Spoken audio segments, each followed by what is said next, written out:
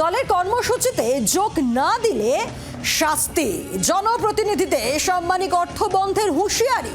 বিতর্কে বাঁকুড়া তৃণমূল জেলা পরিষদ সভাধিপতি, বিতর্কে জেলা পরিষদ সভাধিপতি অনুসুয়া রায়।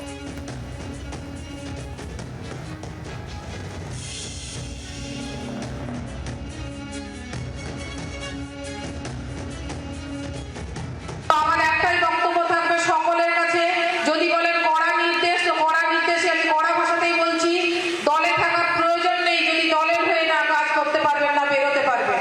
আমাদের দেখেছি যে যখন পার্টি অফিসে অঞ্চলে বলুন ব্লকেই বলুন মিটিং ডাকা হয়, বেশিরভাগ কিন্তু জনপ্রতিনিধিরা উপস্থিত থাকে না।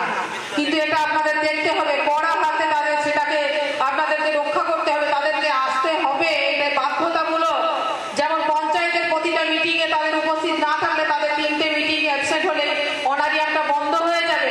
সেই রকম আপনাদেরকেও তাদেরকে নির্দেশ দিতে হবে যে আমাদের এই মিটিংয়ে না এলেও আপনাদের কিন্তু অনারিয়ামটা বন্ধ করতে আমরা বাধ্য হব, কেননা দল না থাকলে আমরা কিছুই না। বর্তমানে পশ্চিমবঙ্গে তৃণমূল দল ও সরকার এক হয়ে গেছে। এখানে দলীয় কার্যক্রমে সরকারি পয়সা এরা ব্যবহার করে, এটা তারই প্রমাণ। তারা দলের নির্বাচিত জনপ্রতিনিধিদেরকে হুইপ দিচ্ছেন যে তারা যদি পার্টির কার্যক্রমে না আসে তো সেখানে তাদের অনারিয়াম বন্ধ করে দেবে। এটা অত্যন্ত হাস্যকর, অত্যন্ত অগণতান্ত্রিক এবং অসাংবিধানিক একটা কথা উনি বলছেন।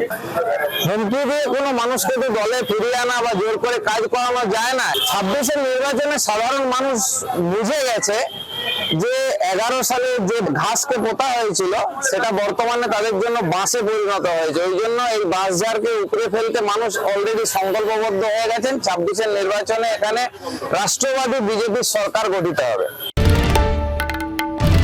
বাংলার আওয়াজ, বাঙালির আবেগ, জি 24 ঘন্টা।